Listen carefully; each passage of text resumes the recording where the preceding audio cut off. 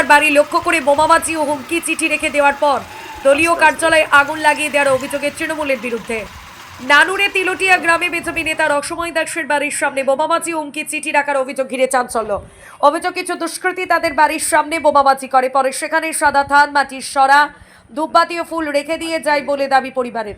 পাশাপাশি সেখানে একটি কাগজে বিজেপি নেতা রসময় দাসকে উদ্দেশ্য করে হুমকি দেওয়া চিঠিও রাখা হয়েছিল বলে অভিযোগ। এই ঘটনাকে কেন্দ্র করে ব্যাপক চাঞ্চল্যের সৃষ্টি হয় সমগ্র গ্রাম জুড়ে। পরে পুলিশ এসে তদন্ত শুরু করে। এই ঘটনায় বিজেপি নেতা রসময় দাসের অভিযোগ, গ্রামের সাবমার্সিবলের 1 লক্ষ টাকারও বেশি বিদ্যুৎ বিল নিয়ে দীর্ঘদিন ধরে সমস্যা চলছিল। গ্রামবাসীরা সেই টাকা মিটিয়ে দিল। তৃণমূলের কয়েকজন কর্মী তা বিদ্যুৎ দফতরে জমা দেননি বলে তার দাবি। বিষয়টি নিয়ে প্রতিবাদ করায় আগে তাকে হুমকি দেওয়া হয়েছিল বলে অভিযোগ। তাতেও তিনি না থামায় তার বাড়ির সামনে বোমাবাজি করে ভয় দেখানোর চেষ্টা করছে বলে দাবি বিজেপি নেতার। জানা গেছে, ঘটনাস্থলে কয়েকটি বোমা পড়ে থাকলেও সেগুলি বিস্ফোরণ হয়নি। পরে বোলপুর থেকে আসা একটি গাড়ির চাকার তলায় পড়ে একটি বোমা ফেটে যায় এবং বাকি বোমাগুলি পুলিশ এসে উদ্ধার করে নিয়ে যায় বলে জানা গিয়েছে। এছাড়াও সংশ্লিষ্ট গ্রামে বিজেপি পার্টি অফিসও আগুন লাগানোর অভিযোগ ওঠে। বীরভূমে নানুর থেকে অনুকূল করায় report, crime press Bengal news. এই বাড়ি দেখছেন, এই বাড়িগুলো সব ভাঙচুর করে টিন ফিন সব নিয়ে পালিয়ে গিয়েছিল, ওরা বিক্রি করে দিয়েছে না কি করেছে ওরাই জানে। এই বাড়িটাও তাই, এই বাড়িটাও ভাঙচুর করেছিল। আমার কিছু গরু ছাগল ছিল, ছাগলগুলো ওরা নিয়ে গিয়ে ওরা নিজে কেটে খেয়ে নেয়।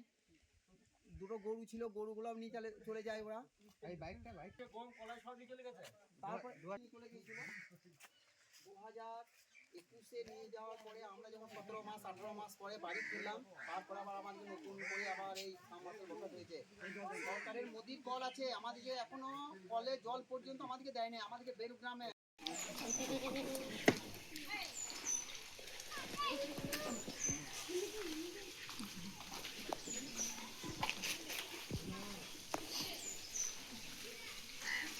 আর ইয়ে তোমার কি ভাই?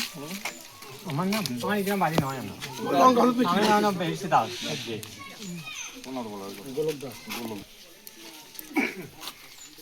বিজেপির 1 নম্বর মন্ডলের জয়েন্ট সেক্রেটারির বাড়িতে বোমা পড়েছিল। ওই সারা থানবি প্লাস লিখে দিয়ে গেছে যে এই বাড়ি যদি না আসে তাহলে কোনো বিজেপি করা যাবে না। কি বলবেন?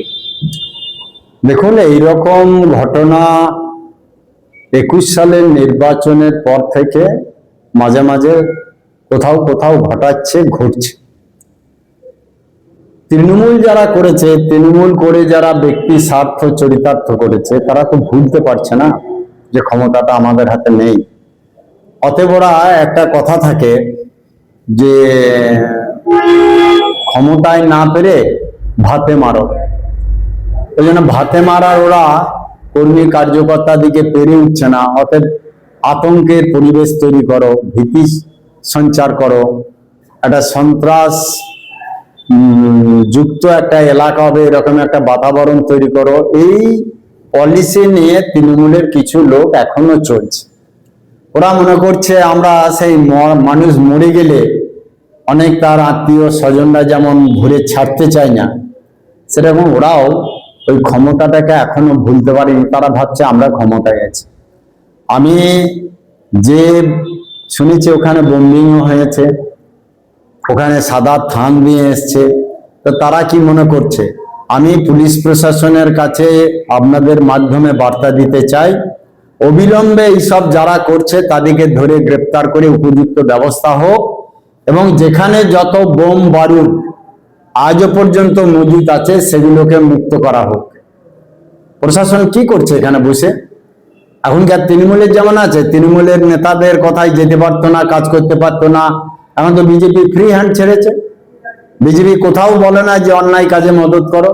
তাহলে প্রশাসন কেন করছে না? কার মদতে করছে না? কার স্বার্থে করছে না? অতএব আপনাদের মাধ্যমে আমি প্রশাসনকে বার্তা দিতে চাই যে অবিলম্বে যেখানে যেখানে বোম বারুদ পিস্তল অবৈধ অস্ত্র শস্ত্র রেখেছে সেগুলোকে মুক্ত করা হোক, সেগুলোকে বের করা হোক এবং যারা এই কাজের সঙ্গে যুক্ত তাদেরকে ধরে গ্রেপ্তার করা হোক এবং উপযুক্ত শাস্তি দেওয়া হোক। তাহলেই সব ঠিক হবে। আগেও দেখা গেছে এরকম বিজেপি কর্মী বাড়িতে সাদা থান চিঠি দেওয়া আছে। বারবার নানুরে এরকম ঘটনা হচ্ছে, কি মনে হচ্ছে কেন? নানুর হচ্ছে বীরভূম জেলার মধ্যে একটা অন্যতম জায়গা।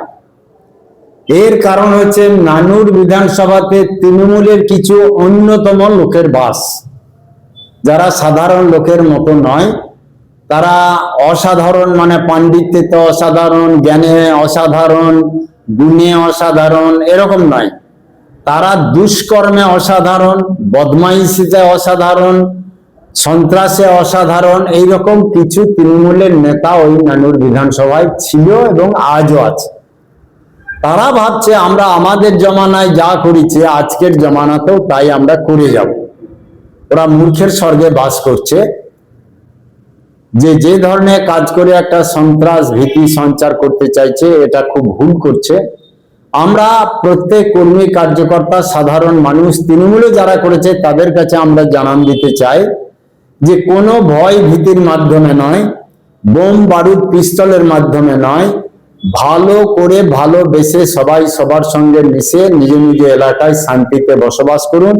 নিজে নিজে যা রুজি রোজগার আছে তা করে আপনারা সংসার পরিচালনা করুন।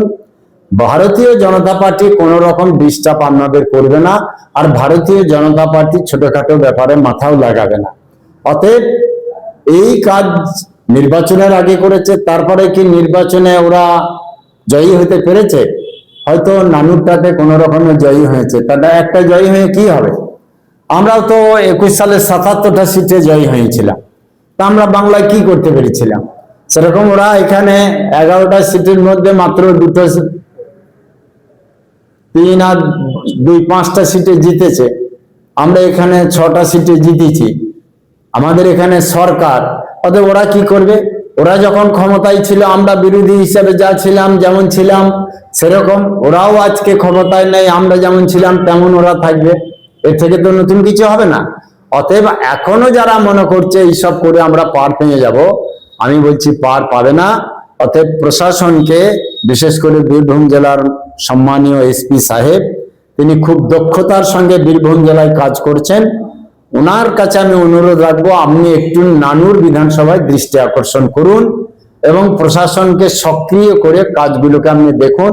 এই অনুরোধ আমি জেলা সভাপতি হিসাবে ওনার কাছে রাখলাম।